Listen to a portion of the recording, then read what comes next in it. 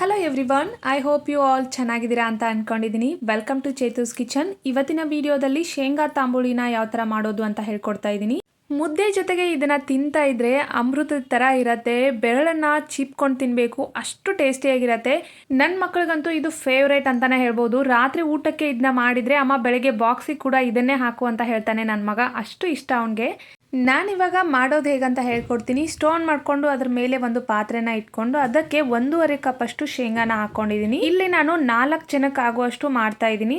ನೀವೇನಾದರೂ ಜಾಸ್ತಿ ಜನಕ್ಕೆ ಮಾಡ್ತಾ ಇದ್ರೆ ಇನ್ನೂ ಶೇಂಗಾನ ಸ್ವಲ್ಪ ಜಾಸ್ತಿ ತೊಗೊಳ್ಳಿ, ಅಥವಾ ಕಡಿಮೆ ಜನಕ್ಕೆ ಮಾಡ್ತಾ ಇದ್ರೆ ಸ್ವಲ್ಪ ಕಡಿಮೆನ ತೊಗೊಳ್ಳಿ. ನಾನಿವಾಗ ಇದನ್ನ ಮೀಡಿಯಮ್ ಫ್ಲೇಮಲ್ಲಿ ಫ್ರೈ ಮಾಡ್ಕೊಳ್ತಾ ಇದ್ದೀನಿ. ಶೇಂಗಾನ ಹೈ ಫ್ಲೇಮಲ್ಲಿ ಯಾವುದೇ ಕಾರಣಕ್ಕೂ ಫ್ರೈ ಮಾಡ್ಕೊಳ್ಳೋದಕ್ಕೆ ಹೋಗಬೇಡಿ. ಮೀಡಿಯಮ್ ಫ್ಲೇಮಲ್ಲಿ ಫ್ರೈ ಮಾಡ್ಕೊಂಡಾಗ ಒಂದು ಘಮ ಬರುತ್ತೆ ಗೊತ್ತಾ, ಆ ಥರ ಶೇಂಗಾನ ನಾವು ಫ್ರೈ ಮಾಡ್ಕೋಬೇಕು.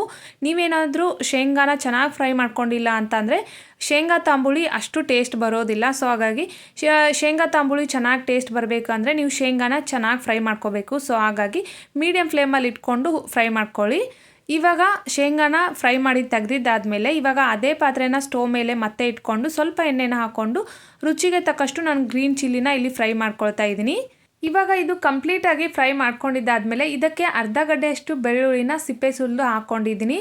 ಬೆಳ್ಳುಳ್ಳಿ ಹಾಕ್ಕೊಂಡಿದ್ದಾದಮೇಲೆ ತುಂಬ ಹೊತ್ತು ಫ್ರೈ ಮಾಡ್ಕೋಬಾರ್ದು. ಗೋಲ್ಡನ್ ಕಲರ್ ಎಲ್ಲ ಬರುತ್ತಲ್ಲ, ಆ ಥರ ಫ್ರೈ ಮಾಡ್ಕೋಬಾರ್ದು. ಸ್ವಲ್ಪ ಬಿಸಿ ಮಾಡಿಕೊಂಡು ಸ್ಟೋವ್ನ ಆಫ್ ಮಾಡ್ಕೊಂಡು ಬಿಡಬೇಕು. ಇವಾಗ ಇದು ಕಂಪ್ಲೀಟಾಗಿ ಫ್ರೈ ಆಗಿದೆ. ಇದನ್ನ ಒಂದು ಪ್ಲೇಟಿಗೆ ಎತ್ತಿಟ್ಕೊಳ್ತಾ ಇದ್ದೀನಿ. ನಾನಿವಾಗ ಫ್ರೈ ಮಾಡಿ ಇಟ್ಕೊಂಡಿರೋ ಶೇಂಗಾ ಮೇಲಿನ ಸಿಪ್ಪೆ ಎಲ್ಲ ರಿಮೂವ್ ಮಾಡ್ಕೊಂಡಿದ್ದೀನಿ. ನೋಡ್ಬೋದು ಶೇಂಗಾ ಯಾವ ಥರ ಆಗಿದೆ ಅಂತ. ಈ ಥರ ಕಂಪ್ಲೀಟಾಗಿ ಶೇಂಗಾ ಮೇಲಿರೋ ಸಿಪ್ಪೆ ಎಲ್ಲ ಹೋಗಬೇಕು, ಆವಾಗಲೇ ಶೇಂಗಾ ತಾಂಬೂಳಿದು ರುಚಿ ಚೆನ್ನಾಗಿ ಬರುತ್ತೆ. ಈ ಥರ ಕಂಪ್ಲೀಟಾಗಿ ಹೋಗಿದೆ. ಒಂದು 10% ಉಳ್ಕೊಂಡ್ರೆ ಏನಾಗಲ್ಲ, ಬಟ್ 90% ನೀವು ರಿಮೂವ್ ಮಾಡಬೇಕು ಶೇಂಗಾ ಸಿಪ್ಪೆನ. ನಾನಿವಾಗ ಒಂದು ಮಿಕ್ಸಿ ಜಾರನ್ನು ತಗೊಂಡು ಇದಕ್ಕೆ ಸಿಪ್ಪೆ ತೆಗೆದಿರೋ ಅಂಥ ಶೇಂಗಾನ ಇದಕ್ಕೆ ಹಾಕ್ಕೊಳ್ತಾ ಇದ್ದೀನಿ. ನಾನಿವಾಗ ಶೇಂಗಾ ಎಲ್ಲ ಹಾಕ್ಕೊಂಡಿದ್ದಾದಮೇಲೆ ಗ್ರೀನ್ ಚಿಲ್ಲಿ ಹಾಗೆ ಬೆಳ್ಳುಳ್ಳಿನ ಹಾಕ್ಕೊಳ್ತಾ ಇದ್ದೀನಿ. ಇದಕ್ಕೆ ರುಚಿನ ನೋಡಿಕೊಂಡು ಗ್ರೀನ್ ಚಿಲ್ಲಿ ಹಾಕ್ಕೊಳ್ಳಿ. ಜಾಸ್ತಿನೂ ಹಾಕ್ಕೊಳ್ಬೇಡಿ, ಕಡಿಮೆನೂ ಹಾಕ್ಕೊಳ್ಬೇಡಿ. ರುಚಿಗೆ ತಕ್ಕಷ್ಟು ಉಪ್ಪು ಹಾಗೆ 1 ಟೇಬಲ್ ಸ್ಪೂನ್ ಅಷ್ಟು ಜೀರಿಗೆನ ಹಾಕ್ಕೊಂಡಿದ್ದೀನಿ. 1 ಎಸಳಷ್ಟು ಕರಿಬೇವನ್ನು ಹಾಕ್ಕೊಂಡಿದ್ದೀನಿ. ಸ್ವಲ್ಪ ಕೊತ್ತಂಬರಿ ಸೊಪ್ಪನ್ನು ಹಾಕ್ಕೊಂಡಿದ್ದೀನಿ. 1 ಟೇಬಲ್ ಸ್ಪೂನ್ ಅಷ್ಟು ನಾನು ಇಲ್ಲಿ ಬೆಲ್ಲದ ಪೌಡರನ್ನು ಹಾಕ್ಕೊಳ್ತಾ ಇದ್ದೀನಿ. ಸ್ವಲ್ಪ ಬೆಲ್ಲ ಹಾಕ್ಕೊಳ್ಳಿ, ರುಚಿ ತುಂಬ ಚೆನ್ನಾಗಿ ಬರುತ್ತೆ. ಹುಣಸೆ ಹಣ್ಣನ್ನು ನೆನೆಸಿಟ್ಕೊಂಡಿದ್ದೆ, ಅದನ್ನು ಕೂಡ ನೀರನ್ನು ಹಾಕ್ಕೊಳ್ತಾ ಇದ್ದೀನಿ. ನಾನಿವಾಗ ಇದನ್ನು ಮಿಕ್ಸಿ ಮಾಡಿ ತೊಗೊಂಡು ಬರ್ತೀನಿ. ಯಾವ ಥರ ಮಿಕ್ಸಿ ಮಾಡ್ಕೋಬೇಕು ಅಂದರೆ ಸ್ವಲ್ಪ ತರಿಯಾಗಿರಬೇಕು, ತುಂಬ ಪೇಸ್ಟ್ ಥರ ಎಲ್ಲ ಮಾಡ್ಕೊಳ್ಬಾರ್ದು. ಇದನ್ನು ಒಂದು ಚಿಕ್ಕ ಚಿಕ್ಕ ಹರಳು ಥರ ಇರಬೇಕು, ಆ ಥರ ನಾವು ಶೇಂಗಾನ ಇದನ್ನು ಮಿಕ್ಸಿ ಮಾಡಿ ತೊಗೊಂಡು ಬರಬೇಕು. ಇವಾಗ ಮಿಕ್ಸಿ ಮಾಡ್ಕೊಂಡಿದ್ದಾದಮೇಲೆ ಸೈಡಿಗೆ ಇಡ್ತಾ ಇದ್ದೀನಿ ಇದನ್ನು. ಇವಾಗ ಸ್ಟೋನ್ ಮಾಡಿಕೊಂಡು ಅದ್ರ ಮೇಲೆ ಒಂದು ಪಾತ್ರೆನ ಇಟ್ಕೊಂಡು ಒಗ್ಗರಣೆಗೆ ಬೇಕಾಗುವಷ್ಟು ಎಣ್ಣೆನ ಹಾಕ್ಕೊಂಡಿದ್ದೀನಿ. ಎಣ್ಣೆ ಹಾಕ್ಕೊಂಡಿದ್ದಾದಮೇಲೆ 1 ಟೇಬಲ್ ಸ್ಪೂನ್ ಅಷ್ಟು ಸಾಸಿವೆ, 1 ಟೇಬಲ್ ಸ್ಪೂನ್ ಅಷ್ಟು ಜೀರಿಗೆನ ಹಾಕ್ಕೊಳ್ತಾ ಇದ್ದೀನಿ.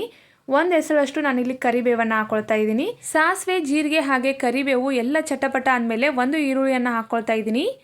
ಈರುಳ್ಳಿಯನ್ನು ಜಾಸ್ತಿ ಫ್ರೈ ಮಾಡ್ಕೋಬಾರ್ದು, ಸ್ವಲ್ಪ ಕ್ರಿಸ್ಪಿಯಾಗಿರಬೇಕು. ನಾವು ತಿನ್ನಬೇಕಾದ್ರೆ ಕುರುಮ್ ಸೌಂಡ್ ಆಗ್ತಾ ಇರಬೇಕು, ಆ ಥರ ನಾವು ಫ್ರೈ ಮಾಡ್ಕೋಬೇಕು. ಇವಾಗ ಸ್ಟೋವ್ನ ಆಫ್ ಮಾಡಿಕೊಂಡು ಇದನ್ನು ತಣ್ಣಗಾಗೋದಕ್ಕೆ ಇಡ್ತಾ ಇದ್ದೀನಿ. ಇವಾಗ ಈ ಒಗ್ಗರಣೆ ಎಲ್ಲ ತಣ್ಣಗಾಗಿದೆ. ಇದಕ್ಕೆ ನಾನು ಮಾಡಿ ಇಟ್ಕೊಂಡಿರೋ ಪೇಸ್ಟನ್ನು ಹಾಕ್ತಾ ಇದ್ದೀನಿ, ಶೇಂಗಾ ಪೇಸ್ಟನ್ನು. ನಾನಿವಾಗ ಮಿಕ್ಸಿ ಜಾರನ್ನು ತೊಳ್ಕೊಂಡು ಇದಕ್ಕೆ ನೀರನ್ನು ಹಾಕ್ಕೊಳ್ತಾ ಇದ್ದೀನಿ. ಈ ಕನ್ಸಿಸ್ಟೆನ್ಸಿ ಥಿಕ್ನೆಸ್ನ ನೋಡಿಕೊಂಡು ನಾನಿಲ್ಲಿ ನೀರನ್ನು ಹಾಕ್ಕೊಳ್ತಾ ಇದ್ದೀನಿ.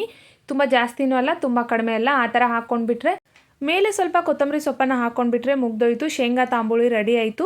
ಕೆಲವೊಂದಿಷ್ಟು ಜನ ಇದಕ್ಕೆ ಮೊಸರನ್ನು ಕೂಡ ಹಾಕ್ಕೊಂಡು ಮಾಡ್ಕೊಳ್ತಾರೆ. ಹುಣಸೆ ಹಣ್ಣಿನ ಬದಲು ಮೊಸರನ್ನು ಕೂಡ ಹಾಕ್ಕೊಂಡು ಮಾಡ್ಕೋಬೋದು. ಐ ಹೋಪ್ ಇವತ್ತಿನ ವಿಡಿಯೋ ಎಲ್ಲರಿಗೂ ಇಷ್ಟ ಆಗಿದೆ ಅಂತ ಅಂದ್ಕೊಂಡಿದ್ದೀನಿ. ಇಷ್ಟ ಆದರೆ ಪ್ಲೀಸ್ ಒಂದು ಲೈಕ್ ಮಾಡೋದನ್ನು ಮರೆಯೋದಕ್ಕೆ ಹೋಗಬೇಡಿ. Thanks for watching and bye bye.